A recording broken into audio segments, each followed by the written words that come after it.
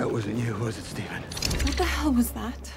Welcome back, everyone. This will be my full Marvel Moon Knight Episode 6 finale video. There are a whole bunch of Easter eggs, so we'll break it down. If you're brand new to the channel, be sure to subscribe to get all the videos. Even though this is the Moon Knight finale, we're going to get another big Marvel series really soon. I'll be doing videos for that. We have the Obi-Wan Kenobi episodes that are going to be dropping in a couple weeks too. I'll be doing full episode videos for that next. But careful for spoilers. If you have not seen the episode yet, we'll be talking about everything. I'll just start at the beginning. We'll go through shot by shot, talking about Easter eggs, WTF moments, because they did have some big reveals, and they obviously end on a big teaser that tells you what's happening with Moon Knight next. But just starting with the episode title, it was called Gods and Monsters, which is a reference to literally the gods fighting each other, like Khonshu versus Ammit and the Hippo goddess also helping them out. They all look like physical monsters, like literally monsters walking around because of the way their bodies exist. But they're also doing monstrous things, like inside the MCU, Ammit wants to go full Minority Report, killing everyone who will potentially do evil in the future, but also Khonshu on the side is no better. He's doing all these really underhanded things.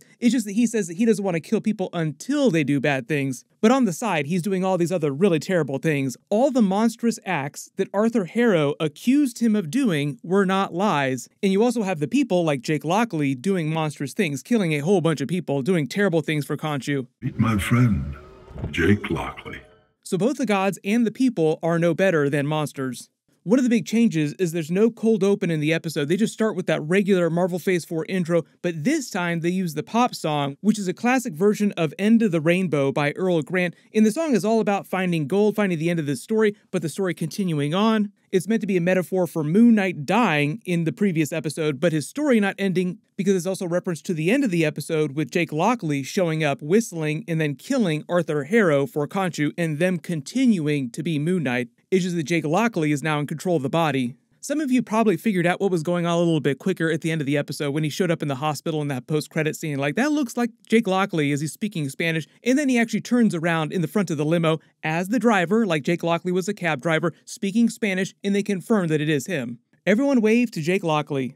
I know there's a lot of questions about the way they ended the episode with them in the mind space and them trapped in the room, them being bound up, so I will explain that when we get to that part of the episode. A lot of the ending of the episode is Khonshu messing with their head, playing tricks on them with the help of Jake Lockley, who is now in control of the body. But the actual opening scene is Arthur Harrow's men taking his body out of the water in a flashback, so we're actually seeing what happened previously, like right after they shot him. They take Ammit's stone prison so they can go back to the Great Pyramid and free her after they've taken care of most of the other avatars. I'll explain why they did that too in a second. There was a very specific order that things had to happen in during the episode so that it wouldn't cause more problems for Arthur Harrow. But most of what we saw during last week's episode with them inside the mind space and sort of like this holding area of the afterlife before they went to the Duat, time passes differently in this version of the afterlife, so it only seems like a ton of time went by. I did a big multiverse video a little while ago kind of explaining the difference between all the different versions of the afterlife. It's basically an alternate dimension, kind of like the astral plane, where the mind, the soul, exists separately from the body. So the way they perceive time is very different from the way that time passes in the normal world. But when Arthur Harrow leans down and tells Mark Spector's body that whoever else might be in there, sorry for doing this, it's a reference to Jake Lockley, who we finally meet at the end of the episode. R.I.P. Arthur Harrow. They could always surface other personalities inside there. Inside the comics, the only other real personality they haven't done yet is the actual separate Mr. Knight personality, but the way they played it on the TV show is that it's just Steven Grant wearing a version of the Moon Knight costume. In the comics, it's meant to be a completely separate personality, and they're like 5 total. The only weird thing about this early part of the episode where Layla's trying to follow Arthur Harrow back to the Great Pyramid and kill him is that she's able to hide herself from him even though she's like right there. Like, you think he'd turn around and be like, oh, you're clearly just Layla just hiding inside that mask there. It was funny to see Taweret try to talk to her through all the different dead bodies of the Egyptian military that he was killing him, and he does go full Obi-Wan on them too. Papers, you don't need any of our papers. You don't need to see his identification. We don't need to see his identification. They try to explain most of how all this different cosmic power works that the gods are wielding, and the way their different abilities work, how they gain more power.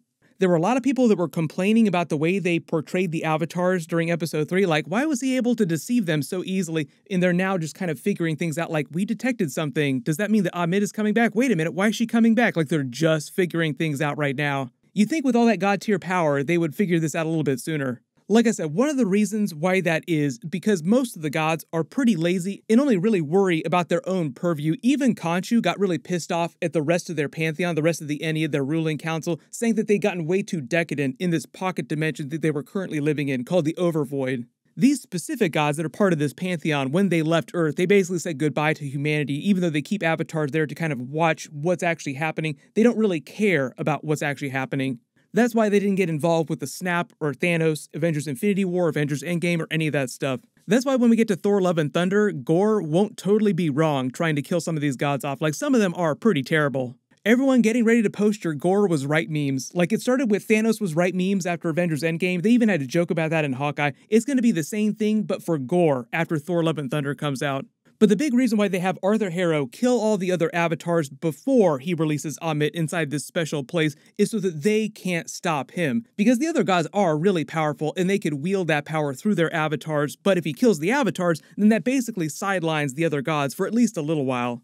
They released Ammit. The CG for her was pretty good. She has this really feminine, pretty-looking crocodile face. Like, if you could make a crocodile looking pretty. There was a lot of jokes about this when Alligator Loki debuted on the Loki series. The showrunner told the concept artist when they were trying to conceive Alligator Loki, please make us a Loki with beautiful-looking eyes. But Alligator Loki looked more like an actual alligator just wearing a Loki costume. Ammit is more like Taweret the hippo goddess, like this anthropomorphized version of a crocodile face with a humanoid body. And just to be clear, she is a crocodile, Alligator Loki was an alligator, completely different species, even though they look kind of similar. The whole thing between her and Arthur Harrow is that she says that she's going to kill him eventually. Like, I'm just holding on this temporarily. You will eventually be judged because of all the terrible stuff that you've done and that you will do. It's just that she doesn't trust perfectly balanced avatars anymore because of what Alexander the Great did, betraying her because of what she planned to do, going full Minority Report. The funny thing about that, as bad as she seems, at least she's being honest about it, whereas Khonshu is actually tricking Mark Spector and Stephen Grant. Oh, I'll totally let you go. Your contract is done. But that doesn't mean that I free the contract of all the other personalities that are inside of you, potentially. It's just a way for Khonshu to be even worse somehow than Ammit. Like, Ammit was very open about what she was trying to do, even though it was also very bad. The whole thing with his eyes glowing when she laid hands on him was them forming an official contract and him becoming her full avatar, gaining her full power. And they also explained the way she exists here inside the MCU is a little bit different. Remember, the whole idea is that she's supposed to exist fully inside the MCU, whereas the other gods transferred their essence to this pocket dimension, kind of like Odin transferred to Valhalla. Layla, as predicted, follows Taweret's plan, frees Khonshu, who remarks on Mark's death, and even though they end on that twist with him just using Jake Lockley, who is still the same body as Mark Spector, Stephen Grant, he does, true to word, offer Layla to become his next avatar, like, hey, you know, you could totally gain all this power. Which of course she refuses because the whole thing is that she becomes Taweret's temporary, quote-unquote, temporary avatar, although that's a whole other thing too, like temporary could turn out to be a much longer period than you think. Remember, a lot of these gods are very misleading. One of the many reasons why Gorr the God Butcher is going around killing all of them. They kind of clarify how Ammit's power is going to work, how they're judging people, because you saw some of them start to die when they were stuck in the afterlife at the end of last week's episode. She confirms that they're going to start with Egypt first, and then they're going to do the rest of the world, then it'd be the rest of the galaxy, then the rest of the universe. Then eventually she would become theoretically as powerful as the Infinity Gauntlet when she consumed enough souls.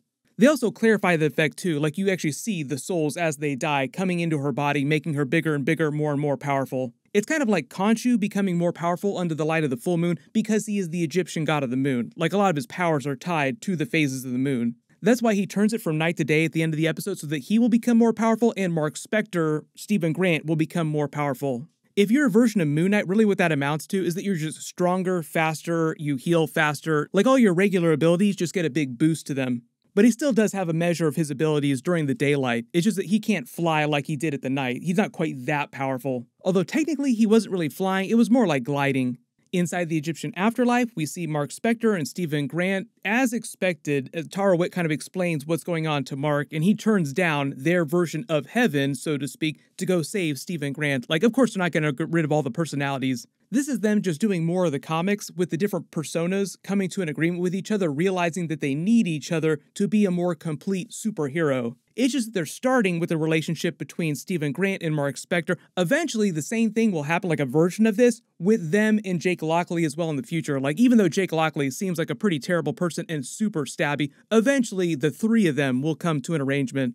And when we see Ammit start fighting Khonshu when they're small size, like obviously they grow really huge at the end of the episode, but part of the reason why she seems so much more powerful than him is because she has so many more followers than Khonshu does, and she's been consuming so many more souls along the way. All the gods in the MCU have vastly different power levels. Like, not all gods are created equal. There are greater gods, lesser gods, mid-level gods. But the more followers a god gains, the more power they draw from them, the more powerful they become. But also, they added this modifier to Ammit in the MCU, explaining that the more souls she consumes is part of this process of them being judged and sent to the afterlife, the more powerful she becomes, whereas way fewer people believe in Khonshu right now, and it's not even the light of the full moon yet. But that is why he brings out the light of the full moon at the end of the episode, so that it will even the scales between them a little bit. When he also says he chooses obliteration over mercy, it's also a reference to Gorr the God Butcher in Thor Love and Thunder, Gorr using the Necro Sword to utterly obliterate the essence of all gods, their spirits too. Like when Odin dies, this is Odin's spirit, it still lives on, it just transfers to another dimension of Valhalla that they believe in, because the afterlife you go to is actually just an alternate dimension based on your own belief system, as they explained previously. But like Gorr, for instance, can use the Necro Sword to utterly obliterate their living essence as well, too. So they'll be permadead. It sounds like during their fight here in the episode, they're explaining that gods can do that to other gods, too. Probably the same thing with really powerful cosmic beings, like the Celestials would be powerful enough to obliterate one of the other MCU gods. Which is another reason why you don't see a lot of the MCU gods going after the Celestials. We also just saw the Living Tribunal in one of the Doctor Strange 2 trailers. The Living Tribunal is like one of the most powerful beings inside the Marvel Universe, next to the One Above All. So the Living Tribunal would also have enough power to obliterate MCU gods. They explain the reason why they're able to escape through the gates of Osiris, resurrecting basically, it's like a visual representation of them resurrecting inside the body, is because, as Tara Wet says, Osiris basically gives them an assist. It's basically the god himself actually helping them out. The other way they're able to do this is Khonshu can actually physically resurrect them as well too. That's one of his powers. Like in the comics, Moon Knight dies many different times, and each time, Khonshu just resurrects him again like it's no big deal. But the way they play this in the episode, Khonshu actually reforms the bargain with him again when he resurrects in the body, and that's how he gets the costume back, the powers, and gets rid of the bullet wounds. This is a bit of a callback to episode 1 when he said, okay, the minute this is done or the minute we die, our contract is done. Because remember, he did offer for Layla to become his next avatar. He wouldn't have done that if Mark Spector was still alive. So that's why he has to reform the contract with him when he's resurrecting. They had that funny moment with Stephen Grant trying to form a bargain with Khonshu about letting them go. But like I said, this is all just foreshadowing for Jake Lockley. Like, okay, I'll let the two of you go. But he did not say any theoretical other personality inside their body. The way that Khonshu explains that they trap Ammit forever by binding her to Arthur Harrow's body is because she exists fully in the MCU right now, so they need to basically transfer her into spirit essence inside the body of a mortal. And the way the series explains the rules for how this works on a cosmic level is that when Arthur Harrow dies, it will force her to leave the MCU dimension the same way the other gods did and transfer to the Overvoid, this pocket dimension, where the other gods themselves have their full power and can just trap her for the rest of all time. Or at least until Gorr the God Butcher shows up and kills all of them. It's just that Khonshu doesn't finish the job, so to speak, like kill him and then make her transfer her essence to this pocket dimension until the end of the episode. They have that funny moment with Layla becoming the Hippo Goddess's avatar, who seems like she's just happy to be on the team. Like she's probably this happy with anybody who would ever form a contract with her. We're gonna have so much fun. I'm gonna give you the coolest looking costume ever. So when Layla comes back in a future Marvel production, it's just a way for her to have powers too. Anybody, even Old Man Captain America, any of the other Avengers that are still alive, they could also form contracts with the gods and get some of these extra powers on top of what they already have. Now you're all wondering if that means that Thor could also select an avatar too. But the whole idea is that when Layla becomes the avatar of the Hippo Goddess, she gains most of the same powers that Mark Spector has, but because each god is sort of the god of something different, they have slightly different attributes, slightly different powers, some of the other abilities are different from each other. But like she has the same ability to fly like he does, it's just that her gliding system is a little bit different. I did like the scene of the actress who plays Layla acting out both parts. Like she was acting as the Hippo Goddess using the body, but also acting as Layla herself reacting to everything.